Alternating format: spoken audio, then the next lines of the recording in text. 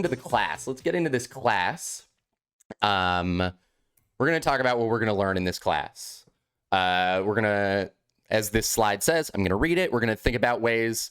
We're going to kick off with just a philosophical perspective on trades. We are going to look into ways to analyze the fairness of trades. We're going to talk about ways to keep yourself from being taken advantage of in trades and how to push for a better trade. We're going to look at ways to find value in trading, and you can find value and use that to try and balance the trade and make them fair or make them better for you. And we're also going to talk about better ways to offer trades in general. I think there is a way to go about how to offer trades, ways to frame them, and you'll more often get what you are looking for. So let's start with this philosophy on trading. This is just a general philosophy. Trading is good. Trading is good. And I know there are a lot of people who are anti-trade, stingy traders, but in general, trading is good for the people who are in the trade. Here, I'm going to really quickly rebalance this screen so that all the words get in there. Trading is good for the people who are in the trade, and it's bad for the people who are not in the trade, typically, usually. Unless we're talking endgame, road, army, win condition scenarios. Usually trading is mostly just good for the people in the trade. Ideally, on paper, trades should be, balanced or fair. We're going to, take the approach of, in the perspective of, if you can take advantage of another player in a trade and get a better deal, by all means, yeah, go for it. But as you play better and better players, you're going to have a way harder time taking advantage of people in a trade. So in this class, we're sort of going to assume that everybody's playing at a high level that you're playing against, because those you're looking for, really at the end of the day, fair trades. And if you can get fair trades, you're improving your game. Of course, if you can take advantage, go for it. It's hard to do, though. And so I wouldn't assume you can take advantage of people. I wouldn't assume it. Griffin, any thoughts on this general philosophy here? I think it's a great way to kick us off here. In general, like you said, trading is a good thing. You're taking cards that are in excess in your hand and trading them for cards that you need. Anytime you make a trade, you're pushing along your game, and I think you're about to walk through how that works from and how it correlates to your percentage chance to win. For sure. Yeah, I guess one additional note is that I think we can all agree that as long as your game is moving forward, we've all had games where we get stalled out, we're not doing anything.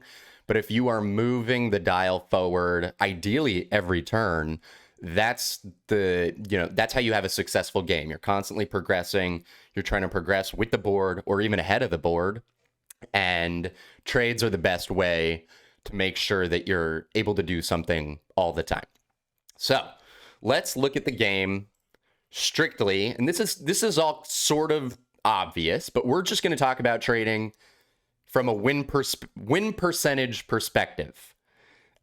So let's talk about trading just from a win percentage perspective. Theoretically, doing a trade should increase the percent chance that you win the game. Now, these percent chances are all, let's assume the game is, everyone's got their initial settlements, and this is if you just play by the numbers and everybody's doing their best to build up with whatever resources they get. Everyone's got a 25% chance to win at the beginning of the game. Obviously, not always the case, but let's just pretend it is. If you do a trade, red and green make a fair trade, and they both increase their win percent chance by the same amount.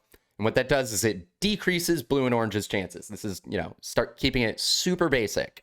So now, instead of them all being 25%, red and green, they're chilling at 30%. Blue and orange are down to 20%.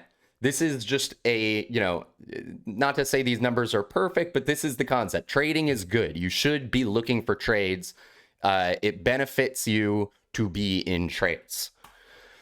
That was a balanced trade. Now, let's look at the idea of an imbalanced trade, because not every trade is really fair. Not every trade is perfectly balanced. It's actually really hard to do a perfectly balanced trade. This is an imbalanced trade, quote unquote, and red and green's win percentage both went up, but green's win percentage went up to 32%, and red's went up to 28%, and orange and blue both still went down to 20%. This is an imbalanced trade, but it's still a good trade. And there might be a variety of different reasons why green got the better end of the stick, but this is still a good trade for red. This is still a good trade for red. You still progress your game. Your game is still better. You're better than 25% win rate. So this is still a good trade. Even though green technically got the better deal, sure, your percentage of chance of winning went up as red. This is still good. And I see a lot of people, this is basically all to say, I see a lot of people who are stingy. The trade isn't perfectly fair. You're getting a good deal. I don't like giving you a city here, even though I'm getting something. And so they're going to refuse trades a lot or push for more. But this slide is basically just to show you that trading is good. Even if you aren't getting the perfectly best deal, this is still a good trade for red. As Ebox says in the chat, I don't mind being red in this situation, especially, yes, as you're saying, this might be an early game trade where maybe green got a city out of this and red got a settlement on a port or something. Red's good, green's better, but maybe green is pacing much faster than the rest of the board. Orange and blue are blocking green. Red gets to kind of sail a little bit. There's, benefits to this. It's still a good trade for red. Obviously, we're going to look at a second trade example. This is another imbalanced trade that green and red made. This is a bad trade for red. It's not really bad, but it's not that useful. Red's win percentage didn't go up. It's still 25%. Green shot up to a 35% win rate, only decreasing oranges and blues' chances of winning. I think this isn't a good trade from red's perspective, because orange and blue, they might check out of the game. They might be upset. Green's loving life. Red didn't necessarily benefit that much or at all. So this is an imbalanced trade that isn't necessarily good for red. I don't think this is a good trade. Let's look at the perspective really quick from a win percentage. Let's pretend we're red in this instance, and red is getting crushed. If the game just played out with no more trades, red wins the game 10% of the time. That is terrible. That's really bad to have a 10% win rate. You have to trade to catch up. You must trade. And I know it's hard to trade in this position because all the other players are doing better than you. And you're, as red, you're like, but you're doing better than me. And I'm pushing you closer to the win. And I'm still so far away from winning. That's sort of a bad mindset. And as red, you want to get those trades in. You want to get them in. Next slide shows how red can catch up. Let's say red does one quote unquote fair trade with each player, where red does one trade with each player. Each red and the other player all go up 5% win rate with each trade. We're just pretending that's the exact numbers just for the example. By doing 3 trades, one with each player, red shoots up to a 25% win rate. All the other players lose 5% over the course of those 3 trades. Even though each of those individual trades were good for them, red then did another trade with the other players to balance it out. Who's benefiting here? Red. Red went from a 10% win rate to 25%. So this is just to wrap your brain around the idea that trading is good. Trading is very good. You need to be trading. Of course, there are situations in the game where you can't trade someone. They're too far ahead, of course, for sure. But all this to say that trading is good for you and you should be open to trading. And especially early game where these whole win percentage ideas are sort of very in flux and there's still a lot of game to balance it out. That's where a lot of these trades, I think you want to be looking for them. Of course, towards the end of the game, closer to the end of the game, the win percent fluctuations are going to be way more extreme. A trade on 8 or 9 points, you're going to be going from a 25% win rate to maybe a 50% win rate. That might be game winning trade. You could go to 100% win rate. You could scam the game. But early in the game, these trades, the win rate fluctuations aren't going to be that drastic. You're going to be benefiting your game, and so you should be looking for more trades, even if you're giving someone else something good. That's what trading's about. You are getting something good, but you should be giving someone else something good. Theoretically, that's the only way the trade's going to happen. So that's the whole just framework. That's the framework that we're working with from here. Trading is good. I want to push people to trade more. I think trading is great. Griffin, do you have anything to add on this whole win percent perspective? Yeah. Just a couple thoughts. I think this paints a really, really good picture for that idea, that philosophy. Trading is good. You're boosting your chances and the person who you trade with. I think the way we can maybe add a little bit more color to it here is to say, well, what do those trades actually look like? What is a balanced trade? What is an imbalanced trade? And when I think about that, and we're going to ask this question a lot throughout the class, it's just, what does it do for me and what does it do for you? So if we're finding a balanced trade, it's going to do something equal for both of us. Am I trading you a settlement for a settlement? I'm going to trade you one card for one card. If we're in balance in terms of what we're getting from this trade, maybe we have to imbalance the cards that we're exchanging. So if I'm building a road and you're dropping a settlement, maybe you're giving me 2 cards, but I'm only giving you 1 that you need to settle. So really finding that balance as far as what does it do for me and what does it do for you is just the next layer to add to this. And I think we'll build on that going forward here. I think that's a incredible way to segue into our next slide here, Griff. Do you want to kick us off? Talk about this slide for us. Yeah. So really, when I just kind of started on it, but Totally. when you think about what's a fair trade, the way I like to start is by kind of creating an economy of resources on the board, right? I think about it from a supply and demand perspective. It's really a framework that you're going to establish at the beginning of the game, and you're going to be adjusting it throughout that game as well. So, what are the most plentiful and rare resources generally on the board? Um, Also, throughout the game, you're going to be having to track and really using those question marks in the bank to adjust your mental model of supply and demand. And what that means to me is saying, hey, there's a ton of sheep on the board.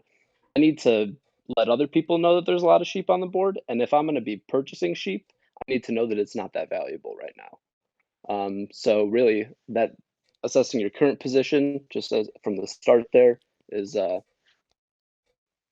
if you're behind, you're definitely going to be getting more cards out of these trades. Rareness of resources, I touched on there. What does it do for me? What does it do for you? Jack created this nice kind of greater than sequence of roads are worse than devs, are worse than a settle, worse than a settle on a big spot. And then it's 2 devs in a city kind of being the most valuable things that you can get out of a trade. Um, that's really how I think about it. And then the last piece there, talking about actionability, is kind of wrapping this all up. Trading, you want to become actionable. A lot of times, it's your turn is going to come around, and you're going to realize I've got 3 resources, and they do not do anything with each other. I need to find a trade, no matter what it takes, to make me actionable, to manage my hand size, to make progress in my game, and just again find that good trade, find the fair trade. Absolutely. Yeah, I also think sort of also one more underrated thing is trading on your turn. I love getting trades on my turn because when I get that trade, I can do the thing that I want to do. Versus if it is not your turn, frequently there's a lot of things that can happen that ruin whatever you were trying to do. People can roll a 7, pluck the card out of your hand. People can play a Monopoly. There's a variety of things that can happen here. You can roll cards and then 7 out. there's a variety of things that can happen when you're trading not on your turn. So something I'm very conscious of is if I'm trading and it's not my turn, I try and minimize the chance that whatever I was trading for gets ruined. So that's one other note in terms of fairness. A lot of times I'll push for another card because, hey, it's your turn. You're doing the thing. Or, hey, you're not going to have a turn here. Speaking to actionability, you're not going to have a turn here if I don't do this trade with you. And I might be okay on my turn because I might roll something that gives me a turn anyways. So, give me another card or what have you. Let's check out this next slide. Let's talk about not getting ripped off.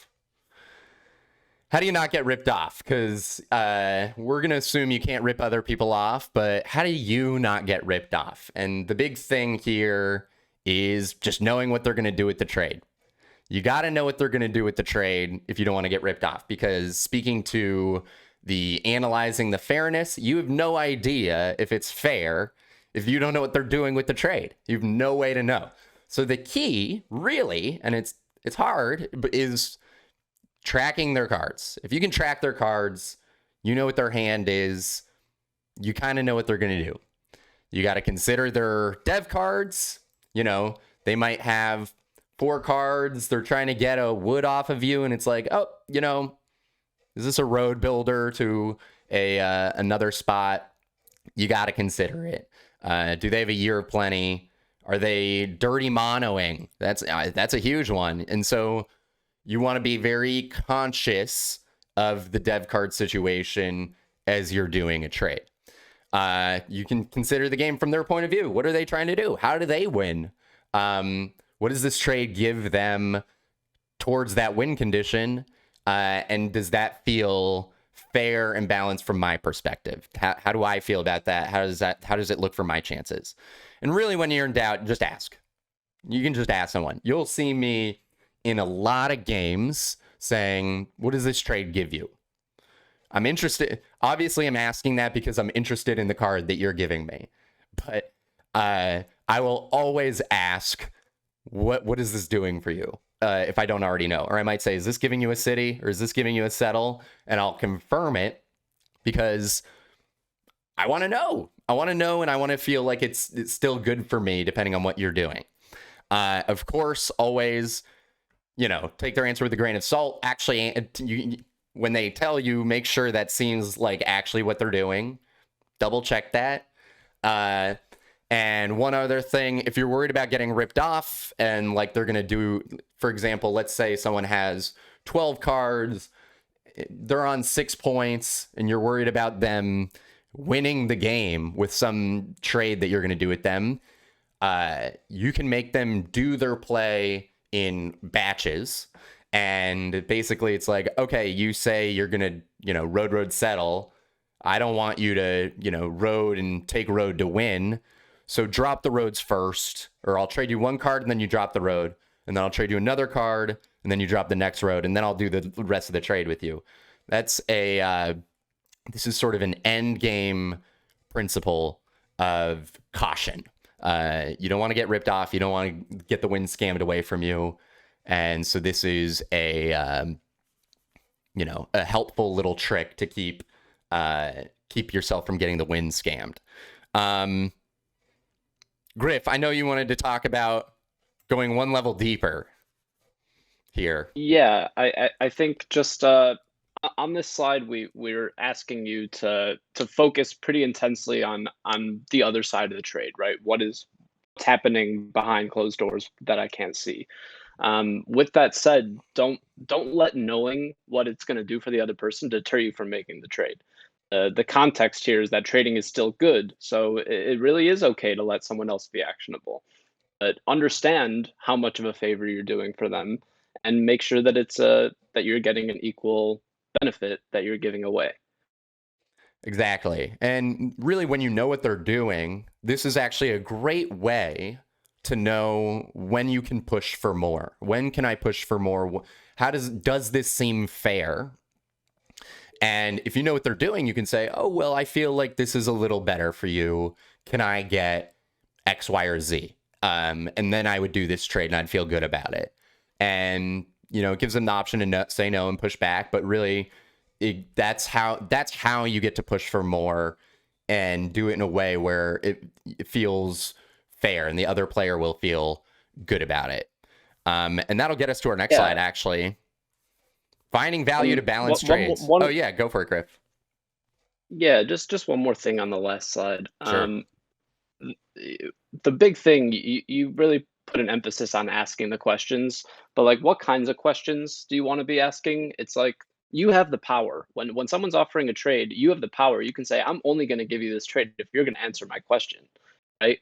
So you get to glean information from them. You get to ask them, target a question. Target, do you have a road building? That gives you information. That gives the table information. You're pushing information out into the game, and I think that's a big value piece of not getting ripped off, but also creating extra value out of trades is getting that valuable information on their hand.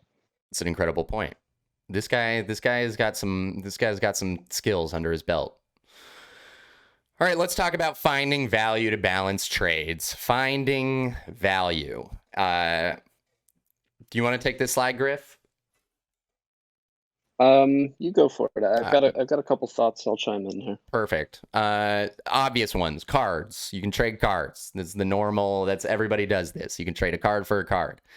Something that we're gonna get into the sort of new age economy of Catan. Not exactly talked about in the rule book, but a lot of future / non-binding trades.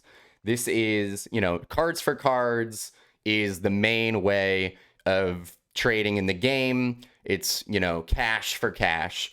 But sometimes you don't have the cards that the other person wants right then and there. Or sometimes, let's say one card, I feel like one card's not quite enough, but you can't trade me 2 cards. So I want to find a way to get additional value.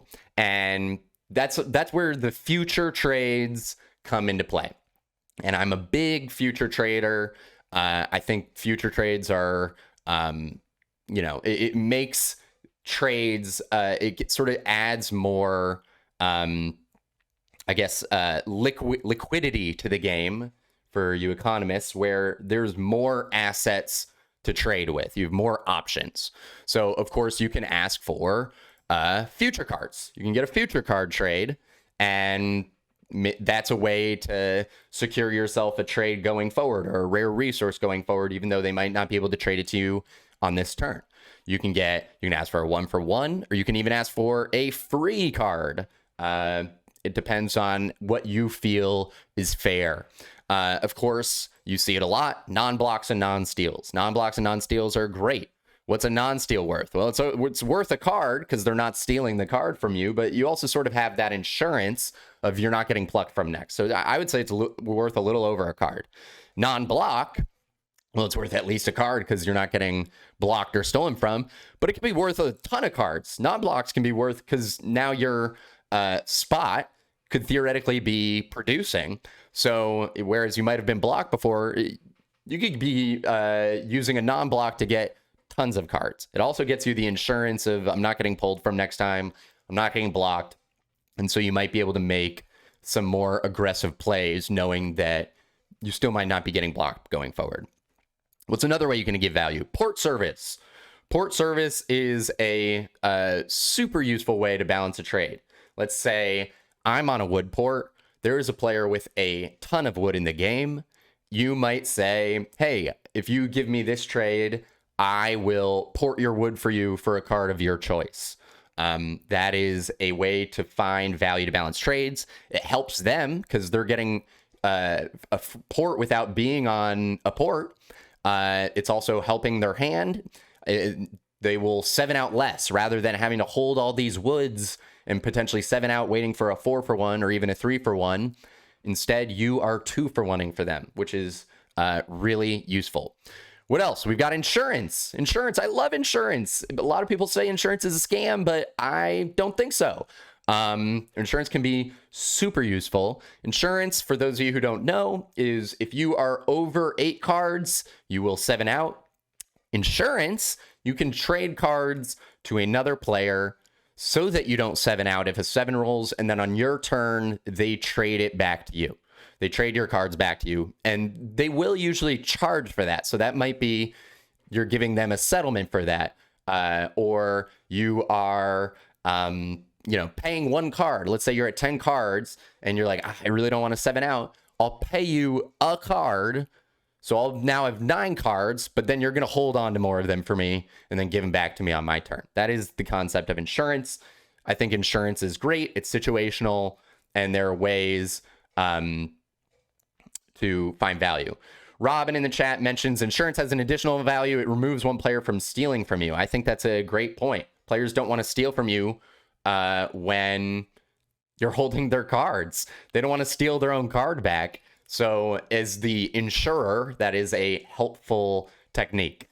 Non-competes for settle spots. I love using non-competes for settle spots. I will give a trade. I say, I will give this to you if you leave me my 3-for-1 port.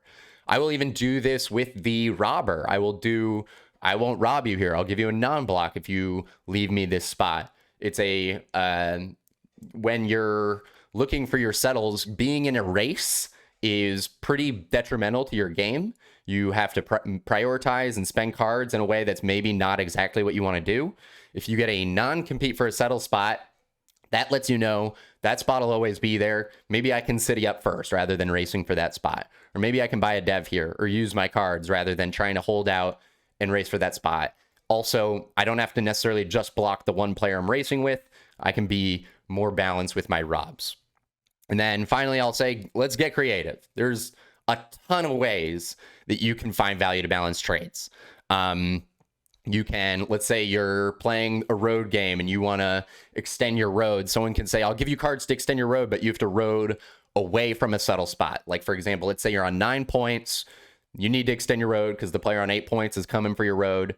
But the person who is paying you to extend the road, the other player, they say you can extend your road, but not towards the other settle spot because then you just have an easy settle to win. So you have to road, into the board. That is a way to get creative with a trade. Here's one of the most creative ones I've seen. I wish this clip still existed, but this is shout out to Rayman. There was an end game scenario where there was a player who had road, had win in hand. They had win in hand on their turn, and the only way to stop them from winning was for the other players to trade Rayman the road, which gets Rayman to 9 points.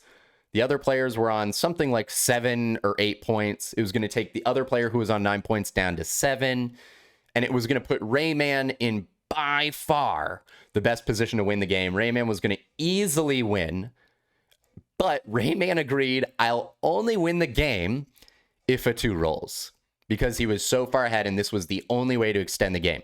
I'll only win the game if 2 rolls. That is on any given roll, a 1 in 36 shot. Interestingly enough, the 2 did roll, but another player won the game before Rayman won, which was insane. It was hilarious. And I remember I was watching that stream with my fiance, and we had to pull over to the side of the road because it was too insane. I was like, I've never seen this before. I'm loving this. We need to pull over. The players did it. Rayman held to his word, and he almost won the game when the 2 rolled, and somebody else pulled a VP to win before that. It was a truly insane game. So, all this to say, there's a ton of ways. That's a game for the record books right there. For real. All this to say, there's a ton of ways to find value in trades. There's a lot. It's not just cards for cards. Please, you'll do this for me next time. I'll do this for you. There's a lot of stuff. There's a lot of stuff to work with. Griff, do you want to add anything to this slide? Yeah, everything that we've talked about here, except for cards, it's a non-binding agreement, right? Yeah, for sure. What that means is you don't have to honor the deal. Now, that's a very nuanced topic, because not honoring a deal comes into whether people can trust you. It impacts your reputation. It impacts a lot of things. So when I deal in futures, I think the devil is in the details. That means is you want to get as specific as possible with these deals. Really have a clear framework of what these intangible, non-current aspects of your trade, what are the specifics to them? I'll give you a future or, but not if you're asking for it at 7 points or later. I'll give you a future or, but only when the 11 rolls. I'll give you a non-block, but not if you're going for road. I'll give you a non-steal, but only if you aren't at 9 points. I'm going to be robbing you, right? So put as many conditions as you can on these deals to make it so there's no excuse to not honor them. Right? When you leave a deal open-ended, you leave yourself vulnerable to a lot of ambiguity and different circumstances that can change throughout the game. That might make it make sense to not honor a deal. And I mean, you and I have pretty different opinions on breaking a deal, scamming, if you will. So I mean, my perspective is, hey, if the circumstances of the game change and I'm doing a favor to 3 out of the 4 players on the board to hurt the leader, that's a scenario where I'm actually gonna think it makes sense to break the deal. But I think you have a different perspective on that, and I'd like to hear your thoughts. I think my perspective is pretty close to yours. I think for me, okay, so for me, I've attempted going back on my deals. I've attempted scamming. I've yet to win a game where I scam someone intentionally, just because the bad feelings that it engenders with whomever I have scammed is almost every time it's been too much for me to come back from, and my game gets ruined by those players.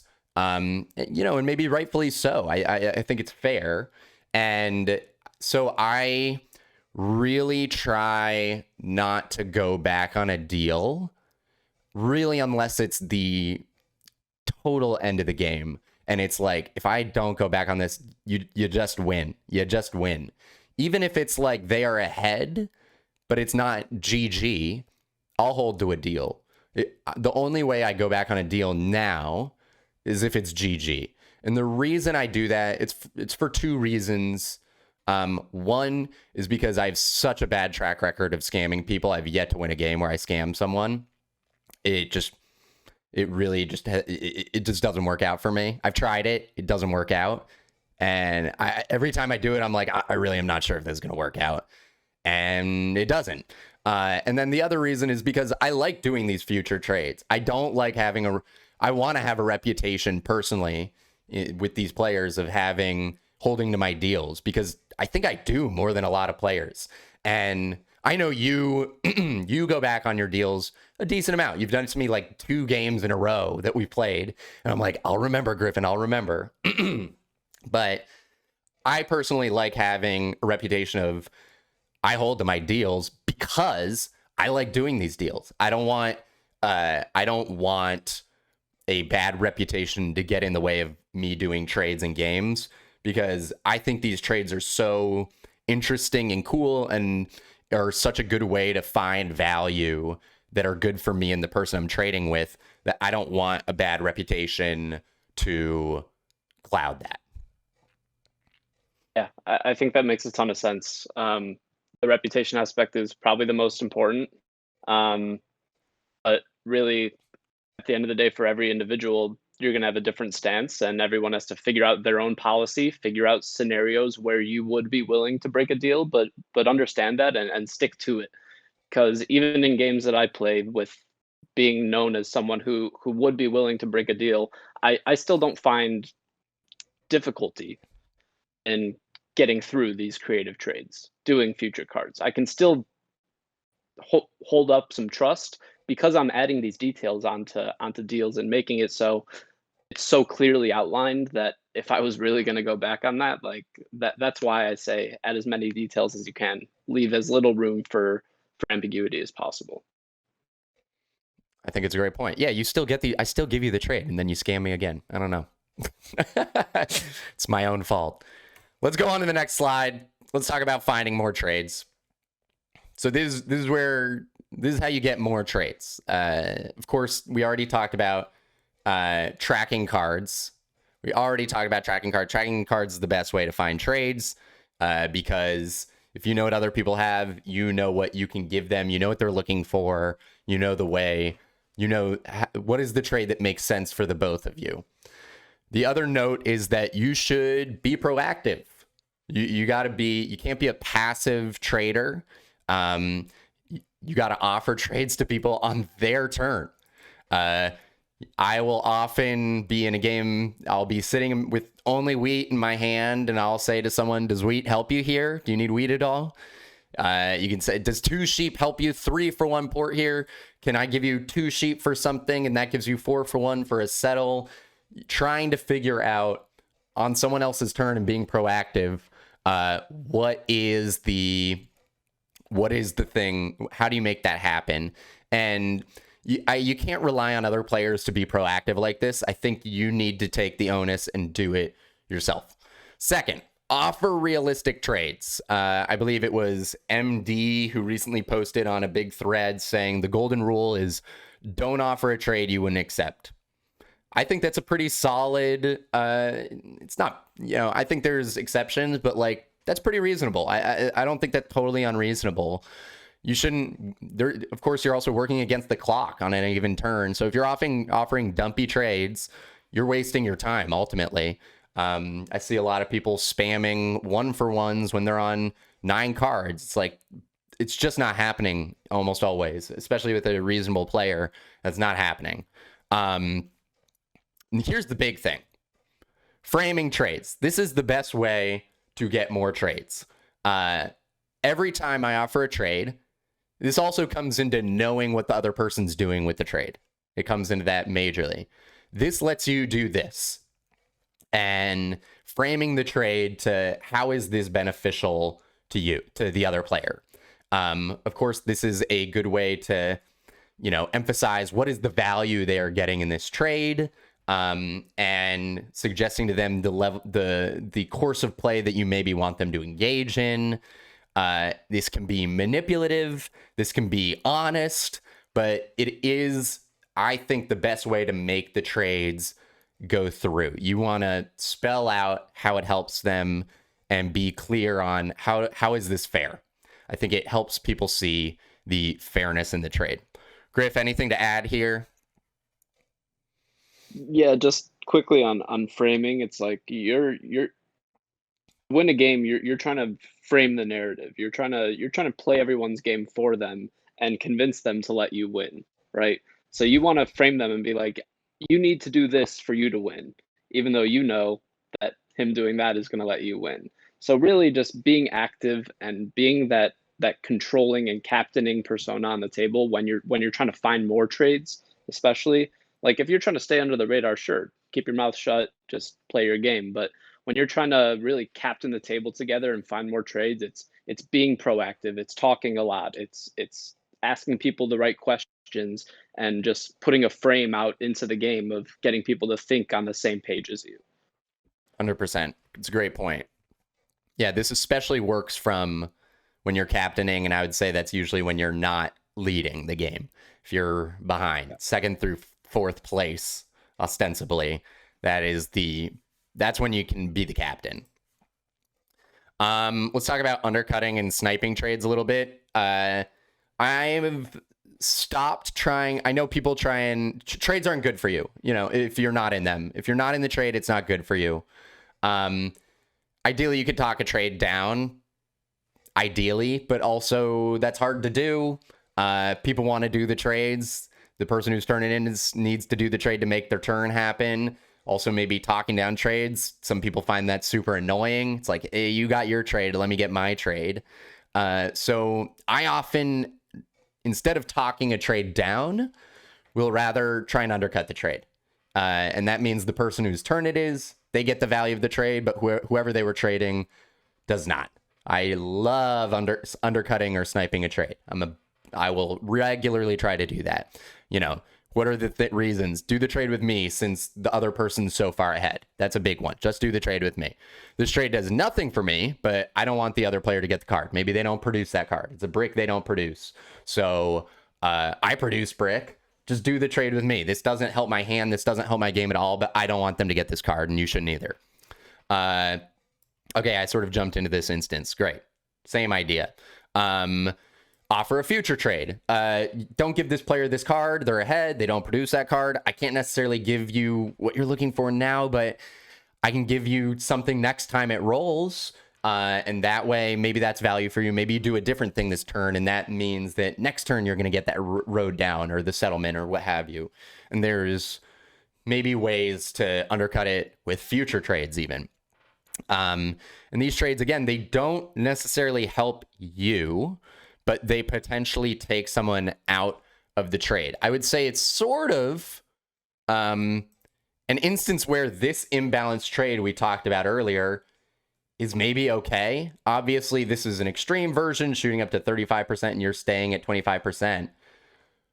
But the alternative might have been this player's at 35%, and, blue's at 30%, and you're actually down at like 15. So in that instance, you're undercutting a trade.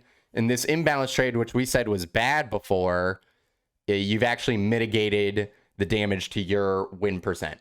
So this is an instance of where this actual trade, the rare instance where that actually is maybe beneficial and good for you. Any thoughts here before we move to our last slide? And then I think we're going to get into some examples. What do you think, Griff? Yeah, not too many thoughts here. I mean, I don't personally do too much undercutting and sniping. I think if anything, it's more of that last bullet there, offering the future trade. Like, I'm not going to be able to satisfy the trade that you want right now, but consider the circumstances of the game and maybe maybe you're not in too much of a rush to get that settlement down. Maybe it doesn't do all too much for you right now. So let me think of a way that I can convince you to just pass. I'll try to give you a trade in the future. Just don't make a trade just for the sake of trading it at a current point in time. But yeah, not something I do too much myself. Totally. I think that's fair. Yeah, people might not like that vibe either. I still try and do it. I think it's a good time. Let's go to the last slide, and then we're going to get into some neat examples. This is a slide we like to call Don't Be the Road Clown. Griffin, you want to take this? Yeah, I've seen this popping up more and more as a theme of how games break down in the end game. So what a road clown is it's a player who continues to build roads after having 5 settlements, preventing the win for others who are much closer to winning, but really not getting any closer themselves. So how do you catch up when you're the road clown? First of all, don't spend your own cards to extend road. Get free cards from the players who need you to maintain your road so the leader doesn't win. If I'm at 7 points and another player's at 8, and I don't have a city up, I've got 5 settlements and I'm playing road, I have no incentive to keep building roads just so that other people can win. I need to clearly define a path to a city. So it's either guaranteeing future wheat and ore or demanding current wheat and ore before extending your road, right? You need to give me a clearly defined path to scaling up my game, catching up before I'm going to keep the leader from taking road and winning. That's the framework I think of it from. I think you have to derive value and give yourself a path to scale, and the people who need to fund that path are the people who are ahead of you. So catch me up to second place. You're in second place, I'm in last place. Catch me up to you so that we can both take down the leader together and prevent them from winning. Now, this is a controversial topic because people don't have the same opinion. People will say, hey, you have roads in your hand, and for the game to not end, you have to build those roads. So just build the roads. I'm not giving you anything. I personally think that that's a losing opinion because we both lose and we're both trying to win. So I don't know. Do you have any thoughts there? I mean, that's my pitch on not being the road clown, is really just hit your city. No, I agree with you 100%. And I think this also comes down to, I think there's a lot of players who don't necessarily understand the nuances of the end game road scenario. And there are players who, the players who are playing the road clown, they'll just lay the roads. They don't understand that this isn't getting them a path to the win. And if you're the road clown and you're demanding extra cards, the player on 8 with a secured army doesn't understand that they sometimes need to be paying for you to extend the road to prevent someone else's win. So really what I think it comes down to is framing it. And I think it's very fair. Something that I do a lot is I essentially just say, hey, look, I would like a chance to win the game. And I don't think that's unreasonable. And so if I do X, Y, and Z, I'm stuck on 7. I don't think I really have a chance to win the game. So this is why I'm trying to do this. And I think it all comes down to framing, and that's a good instance of how you can try and communicate that and potentially break through players who don't agree with it. And it's interesting. The controversial aspect is like, where is that line of fairness? Because the trades at this point in the game are hugely imbalanced. Like an individual trade is absolutely imbalanced at this point of the game. One player's killing their hand while another player's building up, but it's to catch them up. But it's hard to see those trades and be like, this is fair. What is fair? And so I think you'll get into instances where two people might not necessarily agree on how fair a trade is, and the situation doesn't get resolved, and the player doesn't drop the roads, and the game just ends. And I've seen that happen a ton. And also on the converse side of the road clown is the, army clown. I think less historically clownish, but sometimes one player's on army and you need the other player similarly to buy dev cards to take army away. Same idea. And it's essentially we're trying to figure out what is fair. How do you catch up? How do we keep? And I think the thing to think about is, from my perspective, how I think about it at least, is we're trying to resolve an immediate issue, right? We're trying to resolve one player just winning the game. And what I like to do is I like to focus on balancing everybody's position and that fairness, and how will the whole board be balanced with relatively equal fair positions once this, tension of the immediate threat is resolved. So I like to think about, okay, once you have road, assuming the game didn't just end because we got unlucky, or once you have army, what is the situation going to be? How many points are you going to be on? How many points am I going to be on? And that's sort of where I like to think about it, and think about assuming all goes well with this road clown, army clown, how can we end up being relatively even and fair where we still have pretty similar chances to win the game? And I think that's how I like to approach it. And I think it's a good way to approach it from everybody. Not that they do, but I think that's a good way to think about it. Absolutely. Find your way back to 25, 25, 25, 25. Totally. Exactly. That's really the goal here. That is And the goal. and I think the way to wrap it up is to say, identify first when you are being the clown, when you're in the clownish position. Identify that, and then realize that it puts power into your hands because you're controlling the game for two other players if you're preventing someone else to win. So that puts a lot of power in your hands, and so take advantage of that. That's the point of this slide. Shall we look at some examples? We shall. I think we're gonna just rifle through a few of these examples and talk about what we like and don't like, and we'll, feel free to, in the comments, drop your additional thoughts. So this is 23 minutes into the game. Griff, let me know if you need me to back it up or scoot it forward or anything. You feel good about where it's at? I think 23 minutes is pretty good. You can just start playing. I think there's some commentary in there. I can just walk through what's going on. Cool. Yeah, go ahead and play it.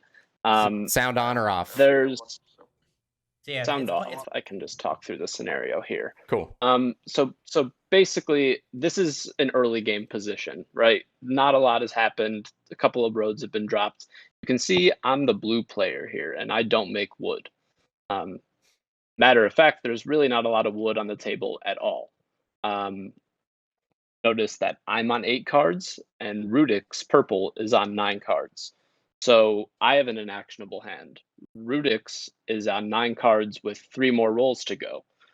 How can I create value out of thin air here? Because I'm inactionable, I don't make wood, and I have an open settlement.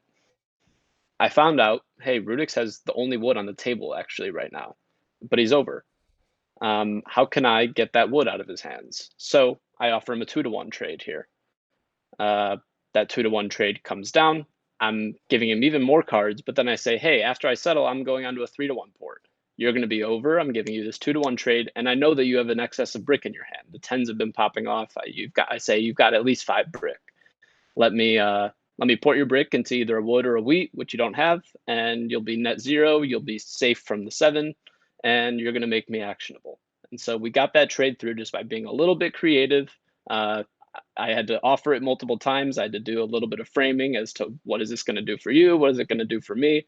But hey, we got that through just by the idea of poor service. And I think this is a good example. That's a great example. And I think this trade is genuinely good for both of you. And I think this is a great instance where you found a way, passing on 8 here is pretty awful. I think that's a terrible turn. And you found a way to get yourself onto a port, onto your first wood hex. This is actually a huge spot, I would say, for your game. And Rudix gets what did Rudix get out of this, out of curiosity? I know he got 2 so for he 1. got a sheep and a brick. Yep. Sheep and a brick for the start, for the only wood in his hand. And then I went ahead and ported 3 of his brick. He had 5 after the trade, and I turned them into a wheat for him. It's interesting that he wanted a wheat instead of a wood, but it actually makes sense when you look at his position. Sure. Because he doesn't have any wheat, doesn't have any wood now, makes wood more often than he makes wheat. So a good deal for Rudix as well. Interesting. Let's see I'm curious what Rudix gets on his turn here. Do you remember? He either sevens out or settles. It looks like he traded for insurance with Swimmy. I will say, I think if I were Rudix, I noticed you're at 3 cards. I think I would have tried to get the insurance as part of that trade, because then you don't have to give an insurance to Swimmy here as well. Like, that's fair. I could have held even more cards for him. Yeah, you're right. I think you absolutely could have held at least 2. Yeah, at least 2, exactly, because the 2 rolls puts you would have put you at 7. Nice 2. But he gets his trade and probably gets his settle here, you got to think. I think it's reasonable. It keeps the 7 out. I think you're getting a better end of the deal with this nice spot. Oh, he just gets a dev. I definitely think you're getting the better end of the deal here. Absolutely. You went from inactionable to huge settle spot, I would say, for your game. And Rudix ended up getting a dev out of it. I would say that's a much better trade for you. And Rudix could potentially push for more value. Non-blocks, non-steals, future cards. I think those are the things insurance, you could be looking at those things. But all that to say, it was probably still a good trade for Rudix. It was just definitely better for you. Yeah, you're not wrong. But hey, take advantage when you can take advantage, right? Totally. And also from Rudix's perspective, you're ahead now.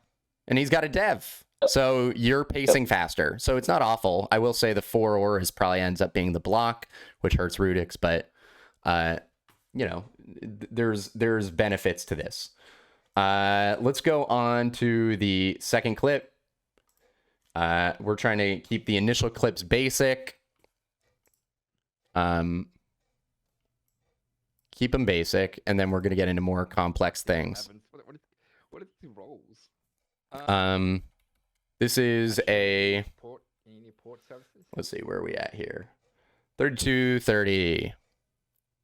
3230. This is keeping it simple. Rana, he's on the wood port. Are you doing that? Paul, Usana, it has a ton of wood.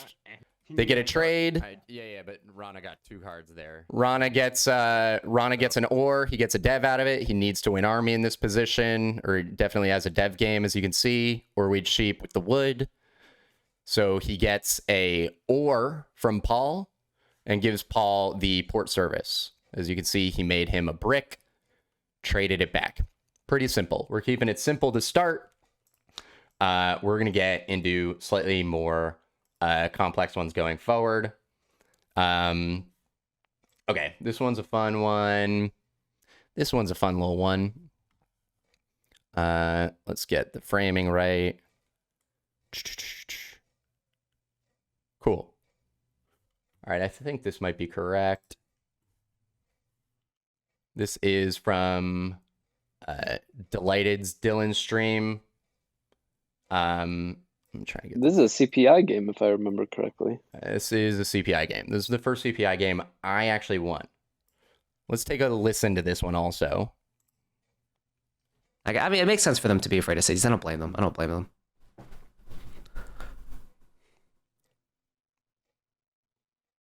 These guys are like good at tracking and stuff.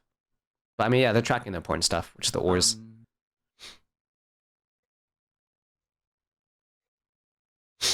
Dylan, I'm thinking about trading you the city for 2 cards to get you under. Okay. It would be like this or this. It doesn't have sheep. Yeah, we don't have sheep, so it sucks. Got you. Honestly, this is a pretty miserable position to be To in. do this one, it's turning into a 4-for-1 for me then. When So 4-1 for what? I'm 4-for-1ing the wood for the sheep. So. I have to settle on the 302. Mm-hmm. Really quick, just want to note, Dylan exercising good practice here. He's asking what I'm doing with this, which is smart. That's the key. I was asking clearly for the sheep because I don't have sheep in my hand. I'm trying to get this 3-2 settlement.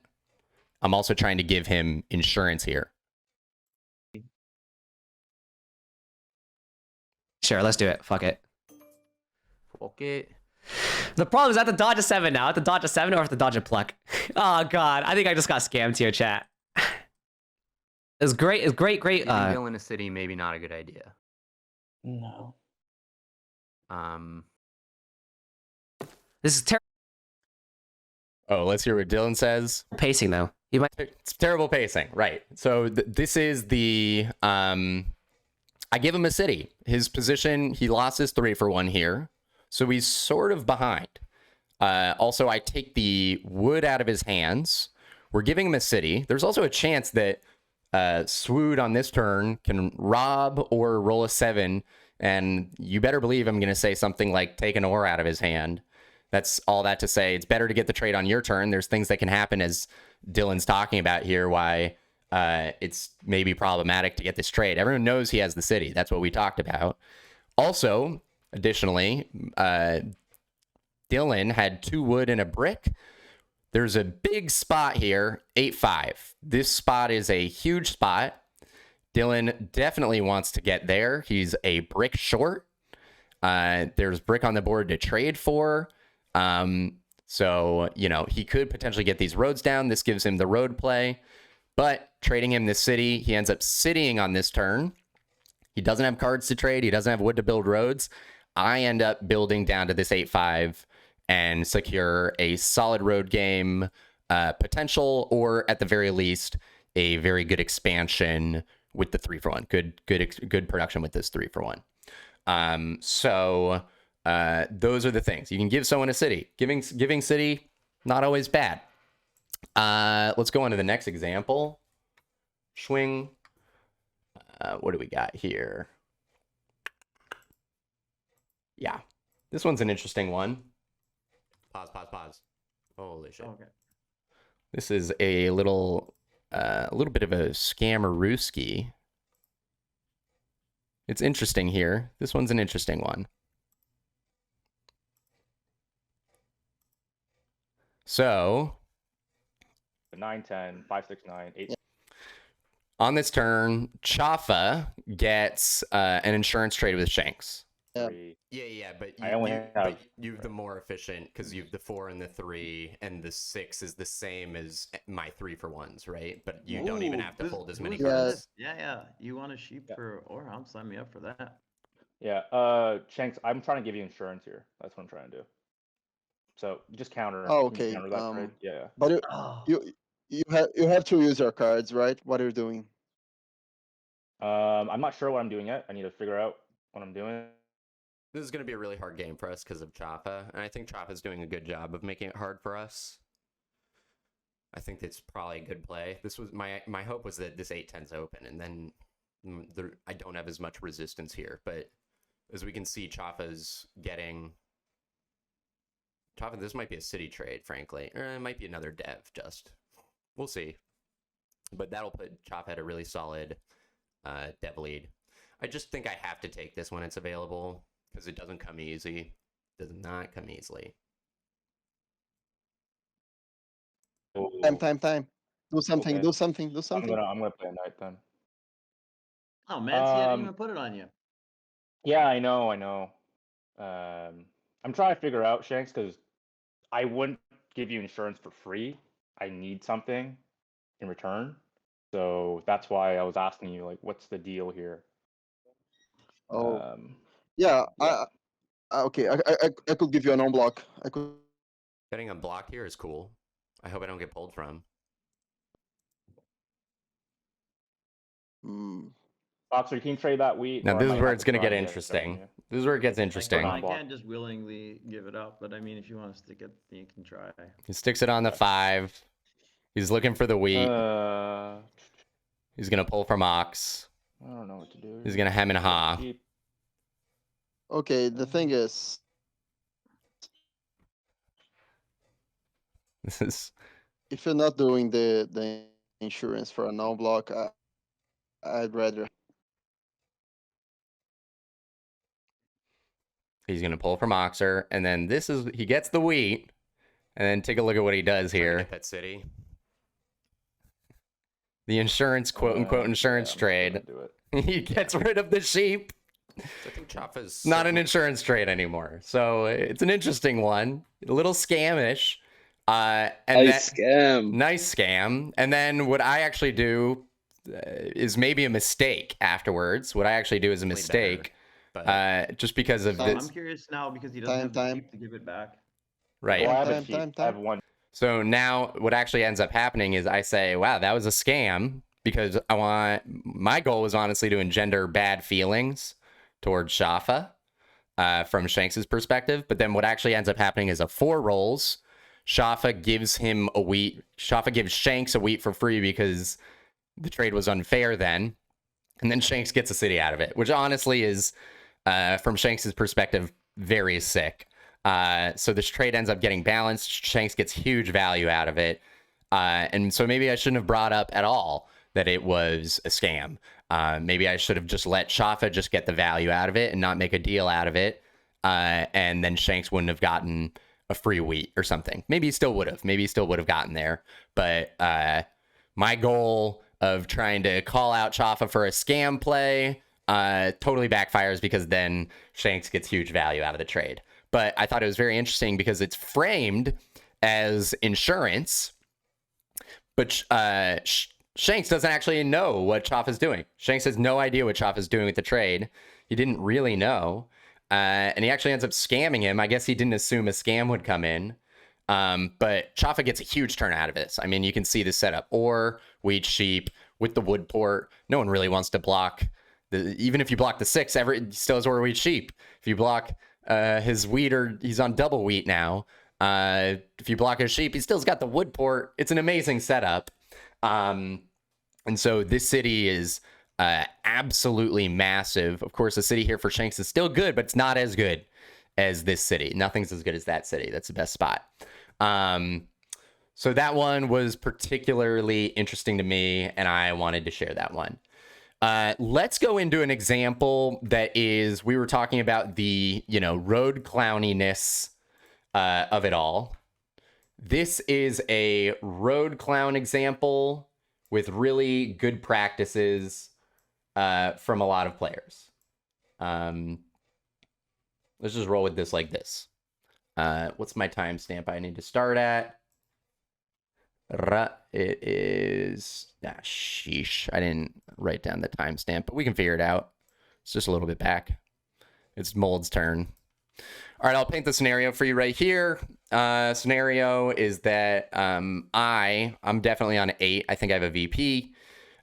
Mold's on 7 with 12 cards. It's his turn. DJ Porpor is on 8 with a brand new dev. We are concerned about the Road Connect. Road Connect is GG. If it is a non-knight road builder, monos, there's other things still out there. Yops, I believe they're still out. We are concerned about this Road Connect. Sarp, also in an amazing position. Check him out. He is on 6 with 4 devs.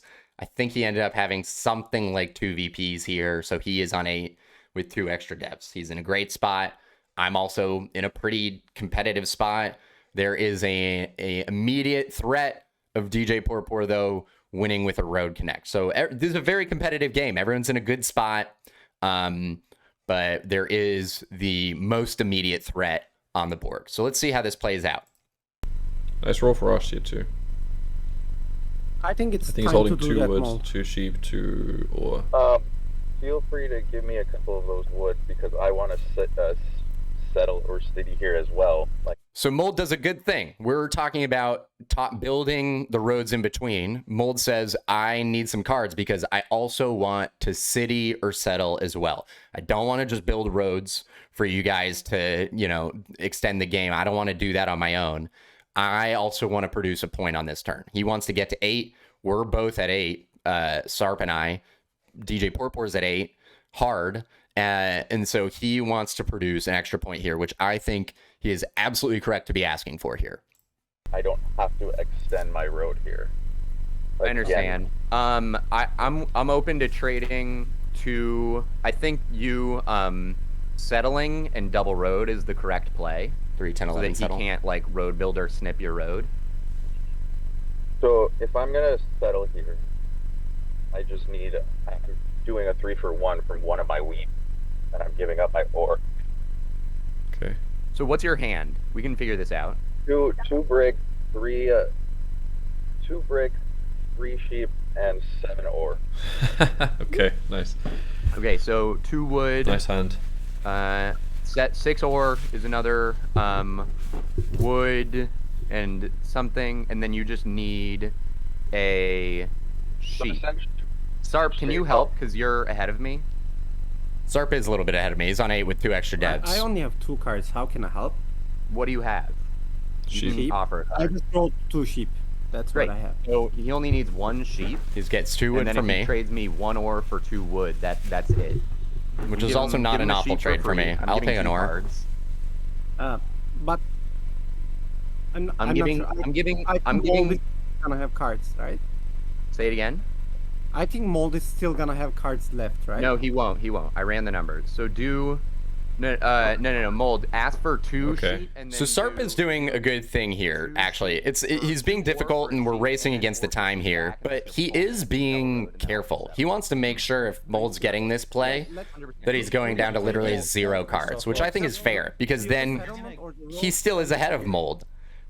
He's paying 1 card here, though, but he wants to make sure he's still ultimately ahead. He's on 8 with 2 extra devs. Mold's on 8 with no devs, no cards, which I think is fair. Okay. Do you build roads this way? Can you just All this to say, Good for Maul. the trade goes through. He gets the settle. Sarp gives a free sheep, 2 wheat rolls. and we make it happen. But this is an example of, we call it road clown, but this isn't a road clown really. Mold has chances to win. I would say they're lower than both my chances and Sarp's chances. So you could argue he should be asking for more cards here. I just hit a roll to go to 8. I was on 6 cards, but as Mold, you could say, hey, you're on 8 with more cards than I have. Can you just give me a 3rd card, Pinar Boy? Because you're on 8 with just more cards, and I want to keep it balanced, and I'm doing this to improve your chances of winning. But he did, at the very least, I think he was very focused because he had a super awkward hand on getting the city or the settle. I want him to settle because I would rather him get the settlement. It's less good than a city. Also, DJ Porpor, if he has Road Builder, can Road Builder here and snip this road, even if Mold builds these 2 roads, and that would actually give the win.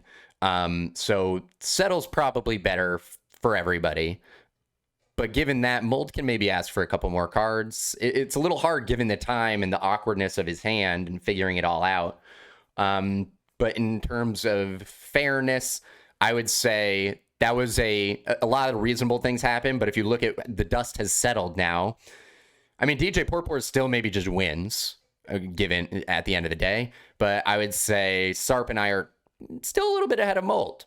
So that's just something to look at in terms of the road clowniness of it all. There were good things that happened here, but at the end of the day, it's still, I think, is a little bit tipped towards us. Let's look at Another big thing here, Jack. Yeah, please. Is you were the captain of this trade. I did captain So this trade. you're the one framing it. It's on the others to say, hey, slow down there. Let's reel this back a little bit.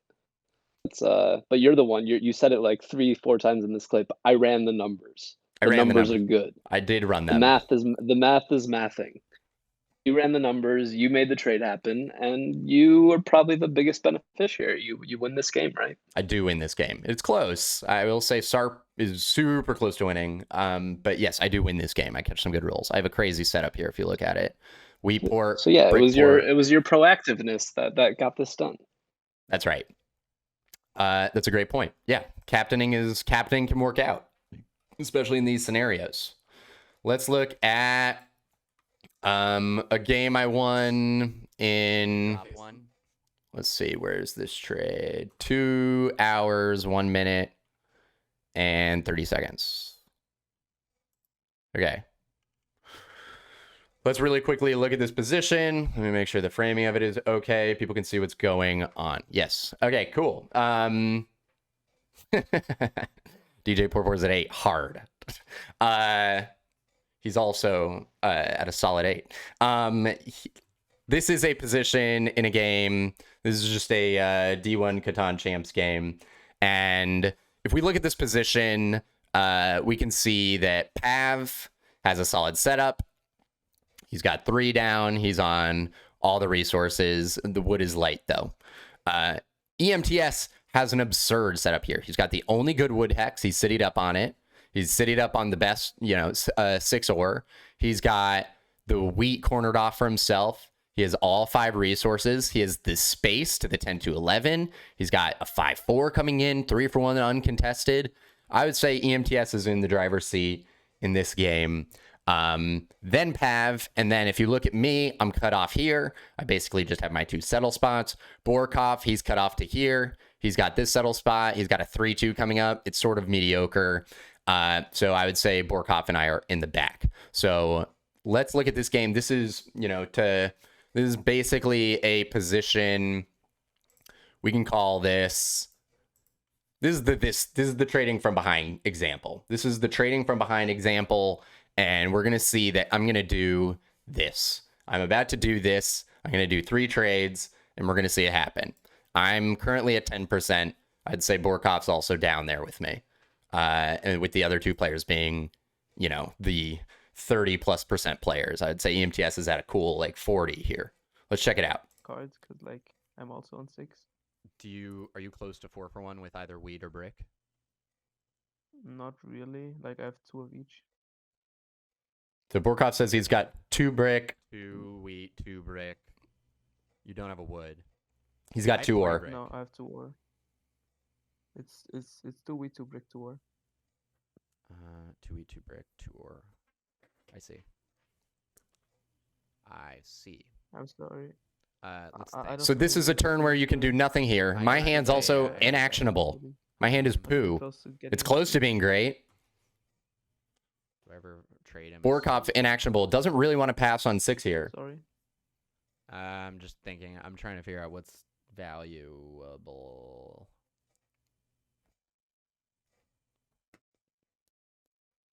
I'm trying to think if I ever trade you a city here. What value can I get out of that?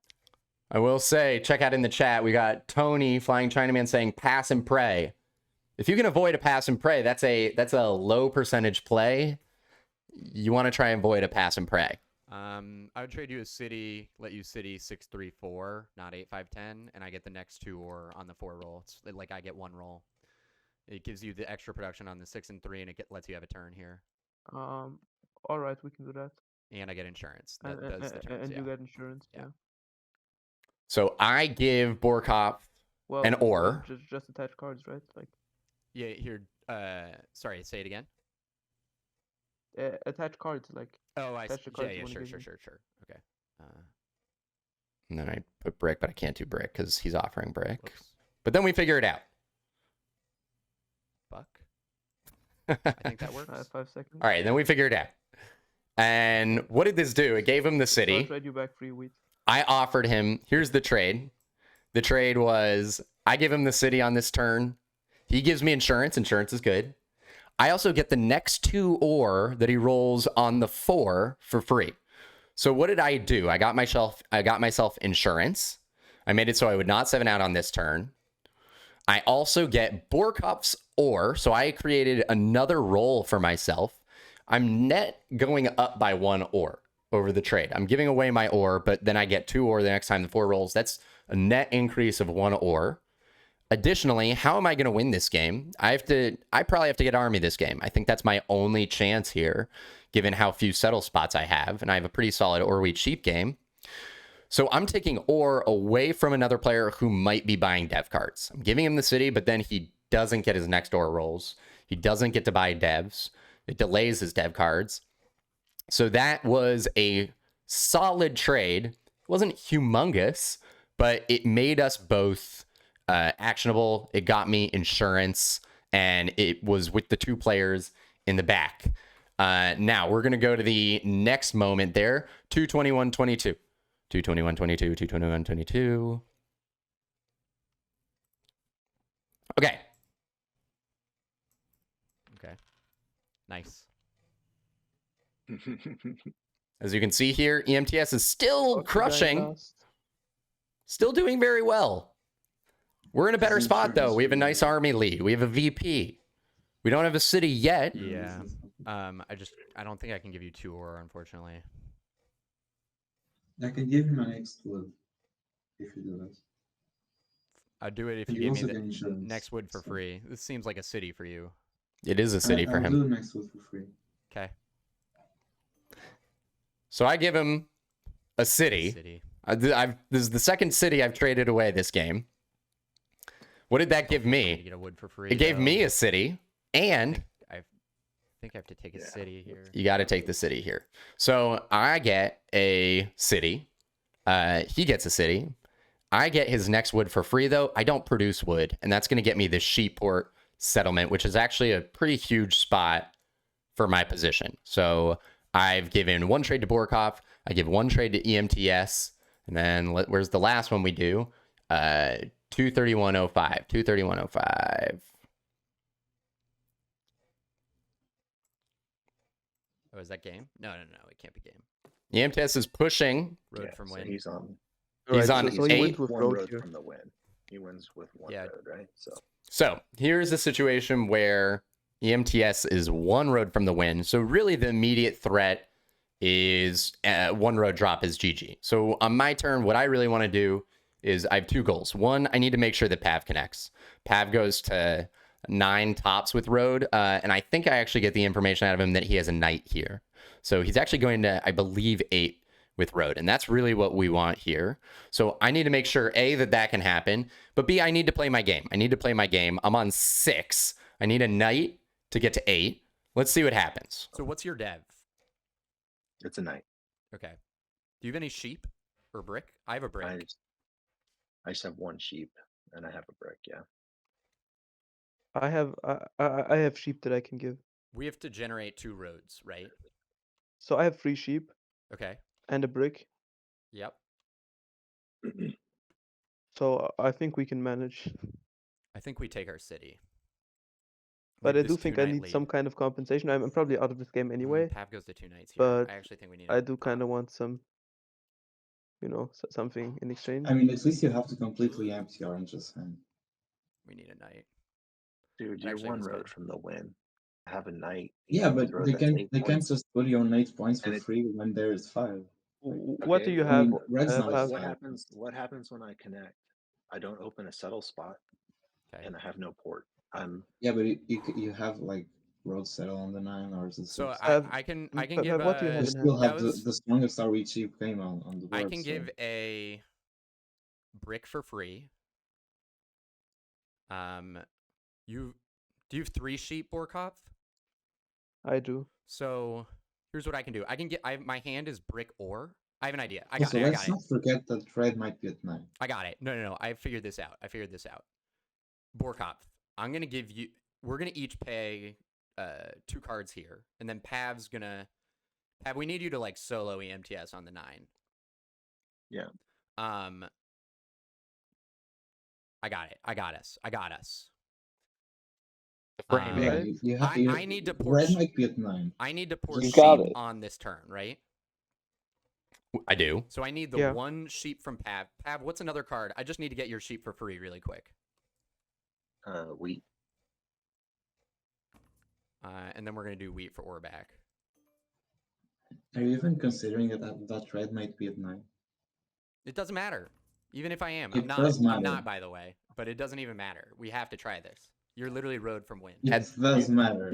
I do not have the win in hand. EMTS is But making you a just great need to point, also but roll. the And now converse I point is need- it actually doesn't matter. Um, They need to try and play for the Warhawk, I win, can do and this one with road you, for but then EMTS my is hand will be 4 too sheep easy to and a make. brick, and I So it can actually do wood doesn't matter. And I give it to Pav made as this well as play of buying 2 devs Yeah. because I don't know, man. You The like position you is like popped twice forced. in your turn, and now I'm gonna have to Yeah, do a like- 3-for-1. I know, but Like, I'm paying. I'm I don't paying. really see why. Well, I'm paying the ore and the brick, and you're paying I'm- 3 sheep but getting an ore, so it's like we're both paying 2 cards. it's definitely imbalance for Borkov. It's Borkov is making a great Yeah, point but that it is I don't see how, like, Borkov. black gets Borkov. nothing from this. black does Yeah. get nothing from this. I agree. an ore and a wheat. Pav's saying I'll give you an ore and a wheat for free and next that time it use my hand. rolls. I'll Oh, it basically have to, have 2 sure. rows. Alright, connect. alright. I'll So give you the ore Pav, and the I wheat. can trade you this on your turn. I think we have to. Or just whatever. Or just trade it. Yeah, I that's mean, I fine. just have it. It's your turn. Look, whatever, but you have Also, to, like, you the- cannot solo block me. You have to. The great thing is that I have cards that I'm trading to Pav, so he can't rob me here either. Block me Yes, and I can. red. Shout out Robin. Because the 9's Red, the 9's how red you might win. Shout be out at 9 Robin. points, or he might have a mono. Like, it's crazy Oh. to not block him. You might have a mono too. Like we still don't know what Yeah. you have. Poetry, I think I So agree with you. It's if I have a tough. mono, Two what wood might and a be? brick Do you have a that I'm gonna choice? trade You in. just let the You game also end? ask for an Maybe. ore so that you can do like a trade back. Yeah. And then Borkov has to figure out what you need to give him after the fact. Correct. And It's kind of- Borkov kind of could on have him there. gotten Borkov could have gotten cards for me. I actually had a huge turn there where I could have paid him, but I spent the cards first so that it didn't exist anymore. But yes, I agree with you. Borkov could ask for a ton here. A ton. Also could have struck a deal with EMTS and said, "Give me your whole hand and I won't participate in this road." Yeah, totally. shenanigans." Or just agree to never take road EMTS and I won't do this. And then it doesn't accelerate anybody else's game or something. Right, it's something, right? But definitely in this situation, I think you got to find more values Borkov because he's just dead on 5. We get very lucky here. We get perfect dev pulls. We're going to 9 with a knight. And incidentally, we get the perfect rolls and we end up winning. So we get lucky.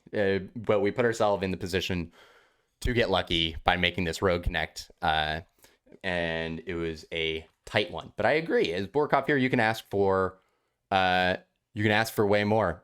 You can get a lot of cards. Let's go to some examples on the national and then international stage. Let me make sure the framing's good. This is a video that Hakuna Matata made of the U.S. National 2021 championship game featuring some guy you might have heard of named Bo Pang. Timestamp 1617. Cool. All right, let's look at this situation here. I guess you don't really even need to see the position. All you need to know is that it is Katie's turn, red. This is her hand. She's trying to settle. She needs a wood. Here, wait, let me make sure the framing, you can see the cards. You can't really see the cards, so I'm going to try and fix this a little bit. Hold on. Bear with. Cool. Shout out to Hakuna Matata. This video is sick. I wish this is how Catan should be done from like a professional level. This is how it could be like poker. you, as an audience, knowing what everyone has in their hand is amazing. So really quick, let's just look at the situation. It's Red's turn. This is their hand. They are looking for a settlement. They need a wood here. There's only one wood in the game, and it belongs to Mary. Bo has the next turn. This is Bo Pang. This is his hand. He's currently sitting at 8 cards with a city in hand by 4-for-1ing the sheep. So he's over, but he does have the city. He wants to be building the city here. And Katie is looking for the wood here. Let's take a look at what happens. Now we're talking about Largest Army. Yes, now we're knocking on the door of it, and as another 9 rolls to give Mary's wheat production. She has so many in her hand now. It will be interesting to see. I do not have any to spare today. This is a great moment. If Caleb can continue buying cards throughout the game, because Slap it's the like 2 sheep early down. cards that could just be duds, and then that's a waste of resources. But Wood, we'll see. brick, and a wheat for our wood. Here, done. He's trying to trade her 4 sheep So, for 2, and he gets it across. Wow. That's a great tactic there, right there by Bo, by the way. Yeah. Because Katie wanted 1 wood. Yeah. And Bo So Bo gives her, just to clarify, 4 sheep for a wheat and a brick.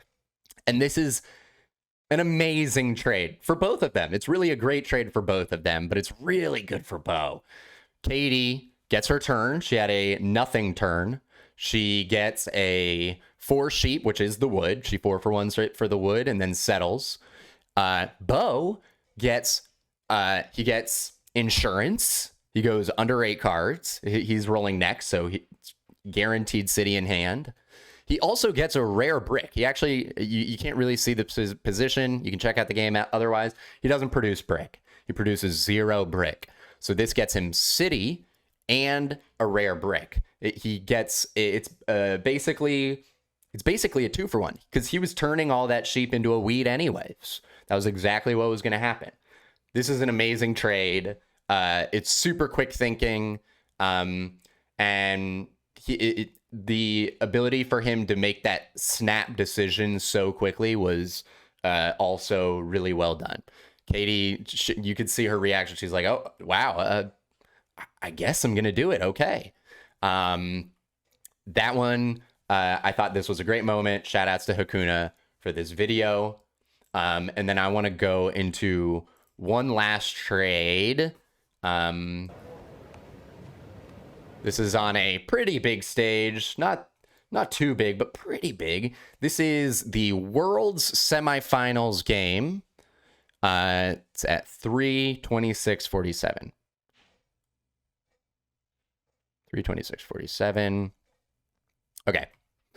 Let's paint the picture of what is happening here. This game was insane. This game was absurd. It took like 3.5 hours or 3 hours. It was a long game. What happened in this game? We've got Christian Orange.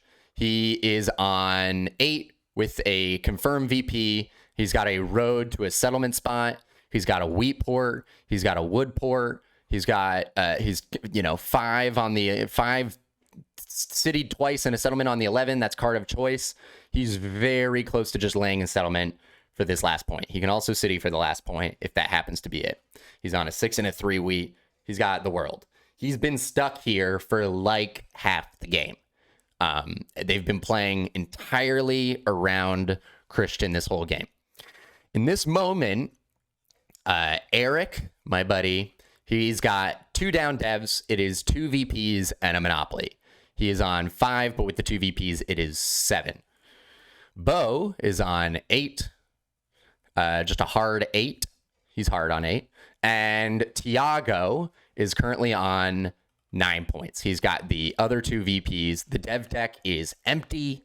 He's on 9. He's got road. Let's check out what happens here. He's losing a road, so he has no chance. Eric's now asking Bo for You guys sure you can take roll? his opinion. Did you like? Yeah. I mean, it'd be hard not to, but I think they're kind of inadvertently teamed up. Oh, I hate to say it. I think he might be a bit right. like the two of them wouldn't be like, yeah, we're Team America. Doesn't really matter. But No, like not they at all. would be, Hard choice. they're very much helping each other and guiding each other. It's easy for them to communicate with each other, yeah. Means I don't win with,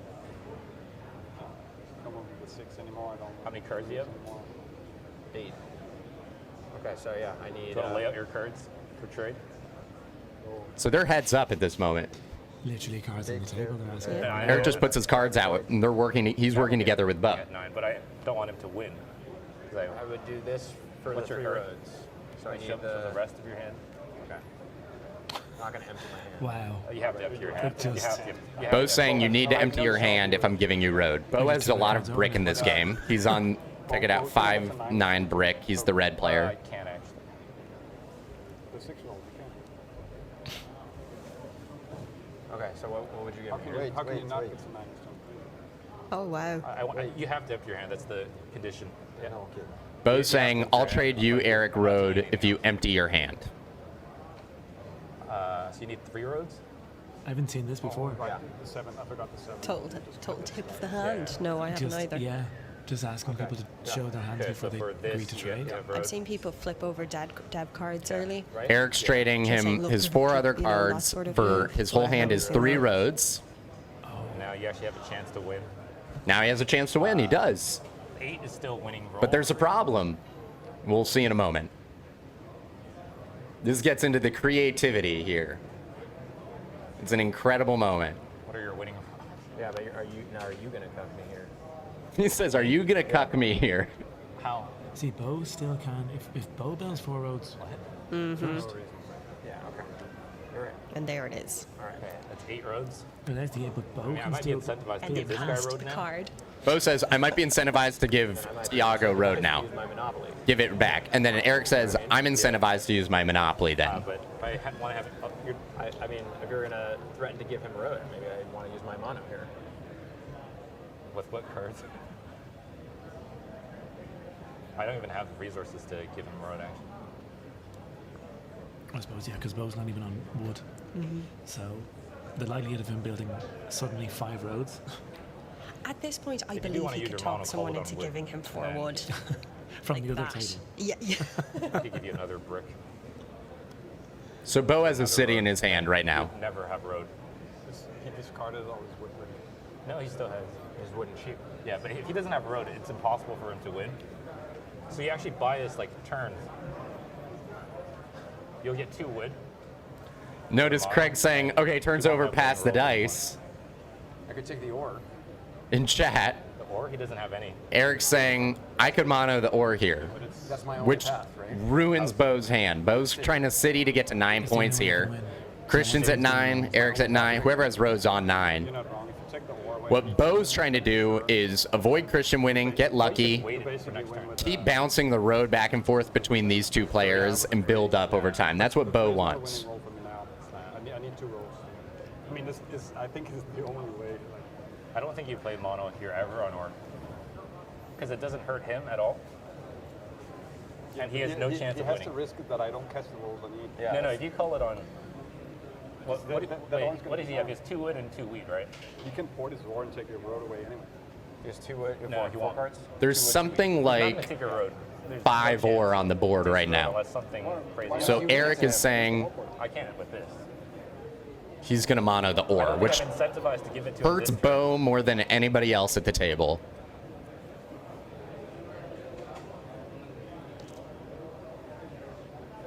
I don't know if I get another chance to do this. No, the thing is, you call it on ore, right? Yeah. You just get 4 ore in your hand. Yeah. What's the difference between now versus next turn? He's gonna port his ore. He take ports his road. ore, takes road. You give him the ore he's to not, do it. No, I'm not gonna give him stuff to. No, road, he rolls, I'm gonna if he set up rolls a on the 9, city. if he rolls a 9, he has 2 I roads. think Christian's trying to convince you that it's a good move, but it's really not. Because if a 6 or 11 rolls on your turn, you can mono the same 347.09 amount is the back. next timestamp I want to go to. These So turns are there's long, really no but it's incentive to call mono now, unless you do it on wood to remove his cards, incredibly high level play. and then you'll permanently keep road.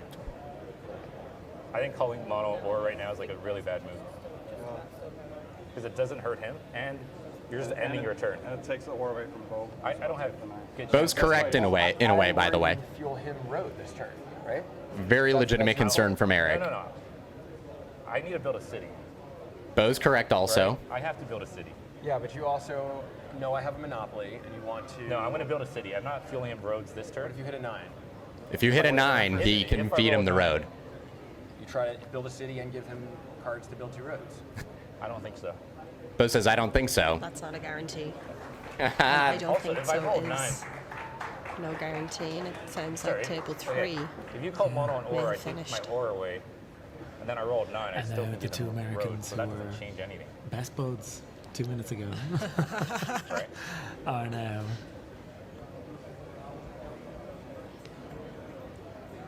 Yeah, I think I have to mono this ore, which I know. I think it's a bad move. It's a really bad move. And then I need an assurance that you're not going to trade with him. I'm not going to trade with him this turn. What on his turn?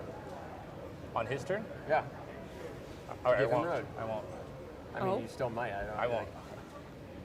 Bo agrees not to trade with Tiago on this rotation. 10. I don't think I want to feed him road. Not this turn. All right, so I won't end your game by monoing your ore. Yeah. You don't end my game by trading him anything to help him get road. This cycle. This cycle. Yeah. Deal? Deal. Everyone heard it? All right. Oh, we heard it. Non-binding. So, what happened there? Eric had the ability to mono ore, which really just kills Bo's game. Only Bo's game. Bo, his optimal play here is to give Eric the road on this turn, and then trade it back to Tiago on his turn. Keep them burning their resources on getting road rather than getting that last point.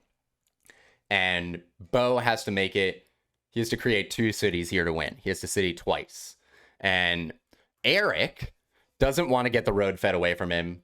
He needs road to win. There's no way for him to win without road. And so Eric makes Bo agree, I'm not going to feed the road away. Bo does have to city on this turn, but then what happens? We're checking out what's the timestamp here. 3:47:09. Dive right into the final. Yes. One of them. Take a look. A 9 did roll, which floods Bo's hand with brick and extra cards. And Bo, for a long time, tries to figure out how can Tiago, what is the thing to do here? Can I give you 1 brick for I can only 1 imagine wheat? how these guys are feeling. And the fact that one of them fairly quickly after this has to dive right into the final. Yes. I can give you 1 brick. Because How this? I give you 1 I brick for think 1 Dane from New wheat, Zealand could have won his game and you could maybe 4 to 1 30 your minutes brick. ago. So basically, Bo even acknowledged they absolutely could have traded Tiago road here. They absolutely could have. But Bo acknowledges, I can't go back on my word. Also because even if he does, Eric still has the monopoly. There's still ways for Eric to absolutely keep Bo from winning. Eric totally has the ability to do that with the monopoly, and going back on your word at this point is potentially game losing. How does this play out for anyone who wants to know? It gets back to Eric's turn. There's a huge roll. He monopolies the brick. It's the perfect amount of brick for him to 3 for 1 for 3 ore. He builds the city to get to 10 points. So it was an incredibly complicated turn. It was a road clown scenario, including an assurance that he wouldn't feed the road back to the other player, despite the fact that it's probably his best play. And setting yourself up for just winning chances. I think in this game, if you watch this game, Christian, he's stuck on 9, as Sunset mentioned in chat. No one's been scammed harder than K20 by the dice. The dice were so good for him to start the game and then so bad to end the game. And so he's just sitting here on 9 points. He usually wins this game, but he didn't get the luck at the end of the game. All the other players catch up. Everyone's trying to put themselves in a situation where they can win. It's all about getting yourself winning chances. It's a game of dice at the end of the day. All you can do is put yourself in that position when it's super high level play. More than one player is going to have winning chances. It's very rare for it to be a blowout. And so Eric gave himself a winning chance. It was kind of slim, but it worked out. And that additional bit of assurance that he wouldn't trade the road away, that was that little bit of creativity that it was actually good for both of their games. It got Bo not monoed. He got to 9 points. Bo still had winning chances if he hit a big roll. And Eric ended up winning because he had chances with a big mono. It worked out for them both. It was a great trade, ultimately better for Eric, but it was, I think, a very reasonable trade by both of them. Yeah, I agree with you. It's a feel bad, man, but their head was still in the game after 3 hours. It was a 3-hour game. It was insane. I think normally you're burnt out by then. That's a long game to be sitting through, and keeping your head in it and making, somewhat optimal decisions is so tough when the game is that long. And yet there they were, hammering out details, fine print at the very last stage of that game. I think that's my last clip. I believe that is my last clip. I think that was all I had to share. We had a couple different examples there. We had some road clown scenarios. We had some port usage, insurance, trading from behind, trading at the end of the game to try and maximize your chances of winning. I think a lot of people will reach the last turn of the game. I think that'll happen a lot. And they'll say, oh, there's no trading. It's too late in the game. Hard disagree. The concept of it being too late in the game is maybe there's a player who you can't trade because they win or their winning chances get too high. But I will always trade at the end of the game if it improves my chances of winning. And I'll likely offer a trade that improves the player I'm trading with. It'll improve their chances of winning. No reason you can't be trading at the end of the game. If there's one thing to learn from this presentation, I think it's that trade more. Trade more. Don't be stingy. Being stingy, sure, it's a play style, and deciding, I'm going to, slow your game down here. Totally fair. I understand. But largely, trading to improve your game and the other player's game is a good move on the whole, even if it's not perfectly balanced. And also there are tools and ways for you to find out how to balance it. There are things you can do. Really quick, if you want it, anytime you're going to trade a player, you can make yourself a list. You can make yourself a list of what to do. First thing to do is ask yourself, what do I want with this trade and what are they getting with this trade? That's the first thing. First thing, what are they getting with this trade? What am I getting with this trade? Second thing, ask yourself, is that fair? And if not, if it doesn't feel fair, or I feel like I can push for more because I'm getting a slightly shorter end of the stick here, what can I ask for? Go through all of these.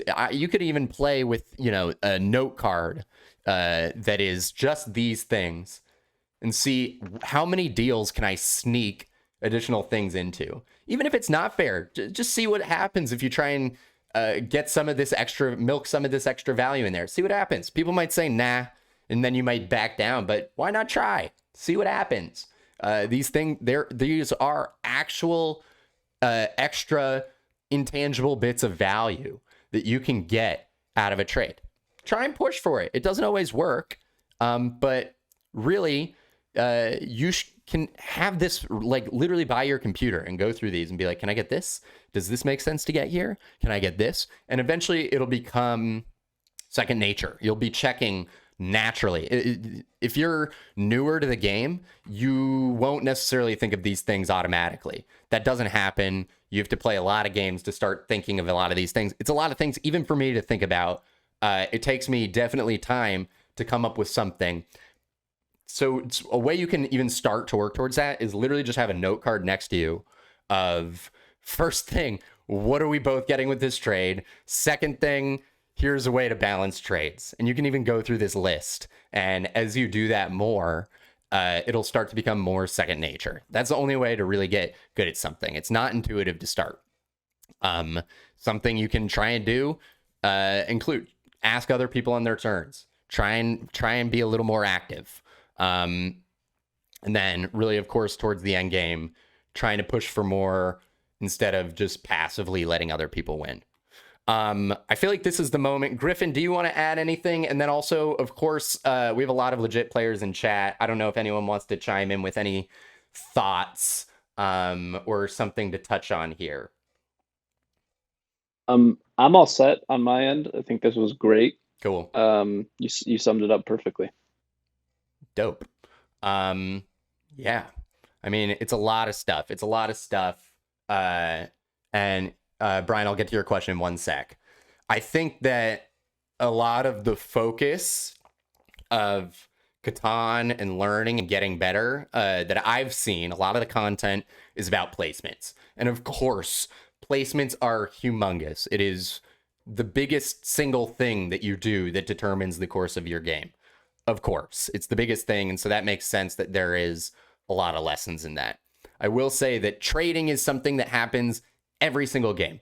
And there are absolutely ways to get better at trading, to turn a losing position into a winning position. And that has nothing to do with placements. And I think that this is absolutely a skill that I'm working on. A lot of people could absolutely improve on it, in my opinion. And you can find yourself with way more winning chances. I think at the end of the day, it's all about giving yourself chances to win. I'd say assuring your victory and having blowout games, that's unrealistic. That's absolutely unrealistic. But putting yourself in positions to maybe win with some good rolls is what you should be focusing on more. All right, let's look at Brian's questions. Do you tend to consider asking just so the board's aware and to get information if you're not tracking the best? Absolutely, 100%. You can't always track everything perfectly. And if you have the ability to just ask and get information, that is incredibly useful in its own way. There could honestly be a whole class about milking information out of people. But of course, getting information as part of trades is totally one thing. You could be trading with someone who's on 6 points, but with 5 dev cards. And you'll say, I'll only do the trade if I know exactly what your dev cards are.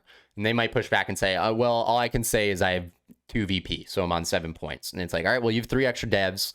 I still don't feel comfortable. It feels like some of those could be a mono or XYZ. So I got to know more. And that's absolutely a tool that you can use as part of your trades. Let's go to the next one. Are there any concerns over future deals, trades, as players don't consider where they're blocking / who to steal from and are potentially forced into a tough spot in mid to end games? Are there concerns over it? Yeah. I mean, I would say the big concern is getting, as Griffin pointed out, getting into a position. Let's say you have gotten a trade that secures you a future deal. I would say the risk there is putting yourself in a position where you're so far ahead of other people that it's more likely that the other player might pull a non-binding and not follow through on the trade. I will likely engage in a lot more of those trades under a couple of conditions. One, it's early in the game, so it isn't GG. 2, I'm still not winning. I'm not winning. There's another player still ahead of me, or at least kind of tied or roughly tied, to the point where it's like, this isn't GG. It's still a game, and it feels very valid for you to, potentially hit this other player with the robber or what have you. So I'm definitely very conscious of if it feels like I'm too far ahead and if I can still be getting my future trades. You'll see me offer less of those towards the end of the game unless it feels still balanced or I'm still behind. Let's go to the next one. These are great questions, Brian. Do you find players tend to forget future trades deals, especially if there's a lot going on? Yes, absolutely. I even am guilty of forgetting future trades. Something that I will do is I will write them in the chat box so that they are there. And let's say I'm owed a non-block from a player. If they roll a 7 or play a knight, I will hopefully remind them. I'm always proactive about it. My friends and I, who we had a league we played during COVID. We played with a lot of no blocks, no steals, and we sort of decided that the onus is on the person who is owed the non-block or the non-steal to remind the person who owes it. that is actually what we decided because people forget so much. If you are owed the non-block or non-steal, the onus is on you to remind the other players that you are owed that. People forget all the time. I am guilty of it. Something that happens a lot is you'll forget, you'll quickly move the knight, you'll block them, and then you got to talk about, how do I make this up to you? What is fair? And that happens a lot.